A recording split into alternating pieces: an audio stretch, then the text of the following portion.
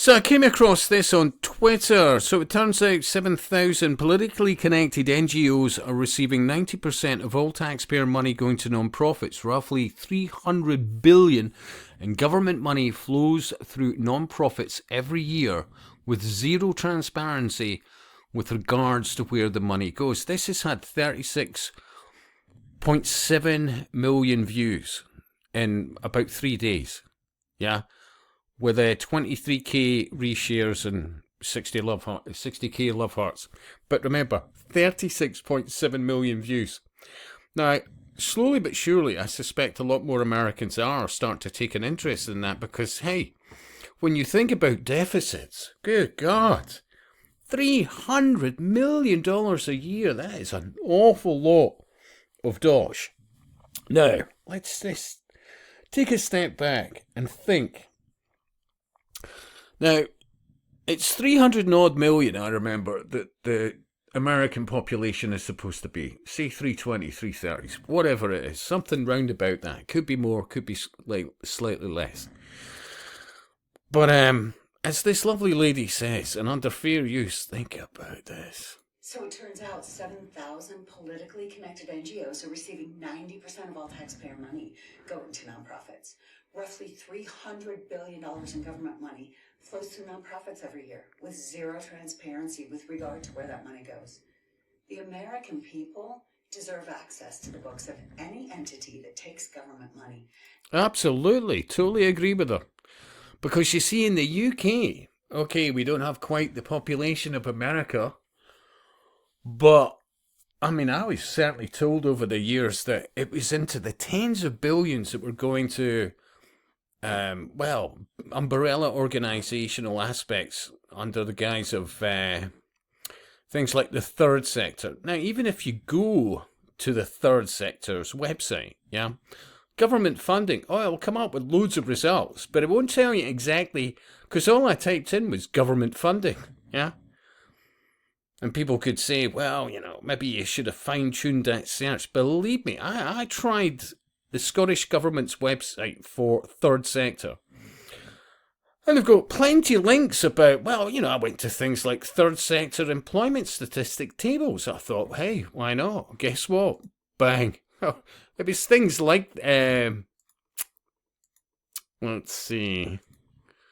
Let's try this. Third sector employment statistics tables. Sorry, website unavailable. Third sector employment statistics chart. Sorry, unavailable. Sites can't be reached. Unavailable. Yada yada yada. Yeah. Fundraising for Scottish charities. Yeah, but they can't just get down to the detail. And believe me, I've been looking. Seriously.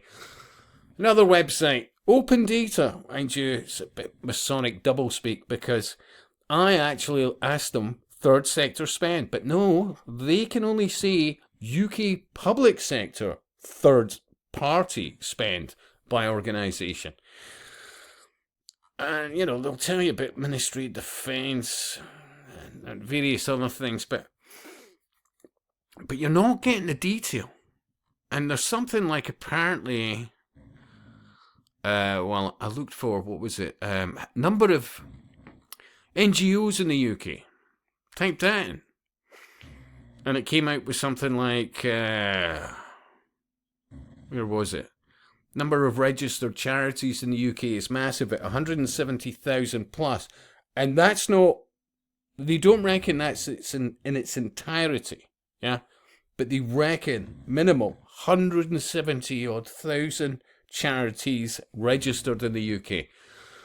But no matter what you do, you cannot get to the nitty-gritty about, government funding NGOs. You just can't.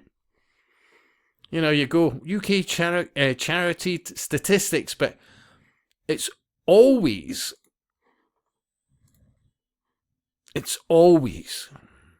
smoke and mirrors. Seriously. And which is a tad frustrating, but when you're looking at the systematic destruction of our countries, look no further than all these various charities that are supposed to do such good. And I've certainly found with a number of them, they're wall to wall with theosophists, humanists, New Agers, and all the rest of it. And their focus is on civil society groups, and of course, global citizenship. The amount of money involved in it is just astounding. But, here, look. Another wee hint here. Would you like their phone number? 0800 640 6600. Just coincidence, of course. And if you were to look in even to the logos of many charities, it's always got to represent something like a pentagram, no matter what it's supposed to be. It could be look like supposedly on the surface like a turtle, but it goes to the 5 points. Seriously. Time and time and time again. And if people are genuinely concerned about how they're destroying places like the UK from within, it's the funding of these various NGOs.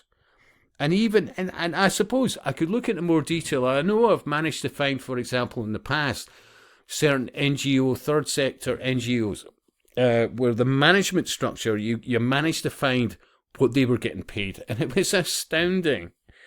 But I'm telling you, it's wall to wall with these occultists doing, and remember, if they're very well funded, while masquerading as the righteous, well, are we so much better for these various groups?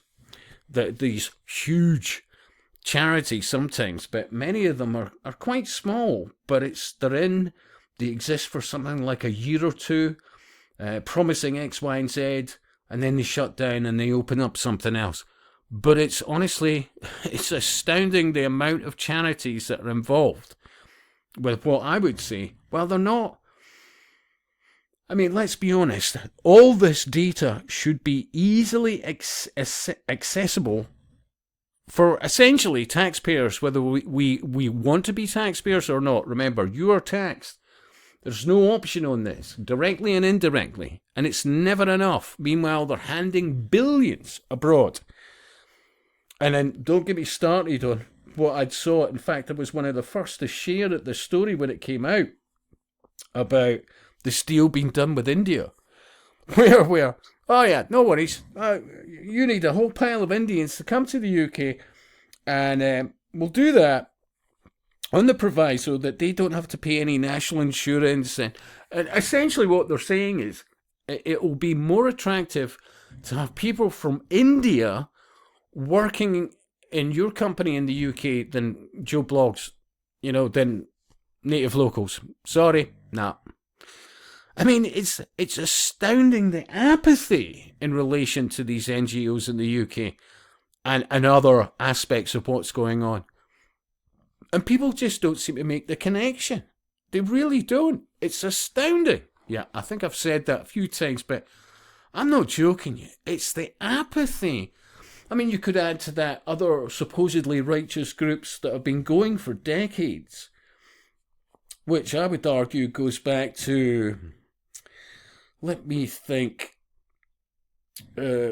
Rhodes, Cecil Rhodes, and various others a long time ago, many decades ago, who started things like the Roundtable Network. There was another one. And Roundtable Networks, from memory, I remember in the 80s, my stepfather was asked by somebody within the Roundtable, the local, it was Dalkeith. And I remember my stepfather, Bob, at the time said, hey, he said, you can't just join these, they have to come to you. And so anybody under the age of 40 that looked potentially to be successful, potentially in business, and that, they apparently had the right attitude, people from the localized roundtable networks would invite you into these organizations and do lots of public good. You had to be under 40 for the roundtable networks. Anyway, this aspect. And then, of course, after that, if you were over 40, you went into something, I think it was called a Rotary Club. And, of course, you maybe in train stations, and you'll see wee plaques saying, either Roundtable Network or Rotary Network, or, all the rest of it. But it all ties into, when you look historically, Cecil Rhodes and various others. But, this has been going on for a very long time. But if you are ever wondering how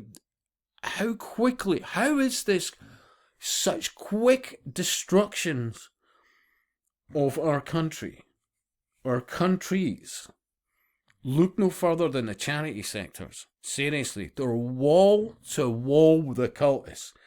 And you've got to ask, what are they successful in? What do they say they're going to do? And look at the success. It never marries up. Think about this, potentially tens of billions a year going to fund these various organisations that are hell-bent on, I would argue, the destruction of all that we hold dear. I remember even earlier, I've got so many things opened up, but here, for example, Scottish International Development Alliance. And just, you can click on various others in this map, etc., etc. And of course, the pentagrams, plenty of them. But, this is just some of them for Scotland. Remember Scotland, but it's, when you look into the various groups, they're all focused on civil society, global citizenship, etc., etc. These are highly motivated, well-funded people that I would argue do not look after our interests. Yeah? Look, as always, I could do a better job, but wiki, seriously. It's all there in plain sight, and nobody seems to cover it. Nobody. I think that's insane. I really do. Anyway, your thoughts. Please subscribe if you haven't. Share if you care. Give it a good thumbs up, and I'll speak to you soon.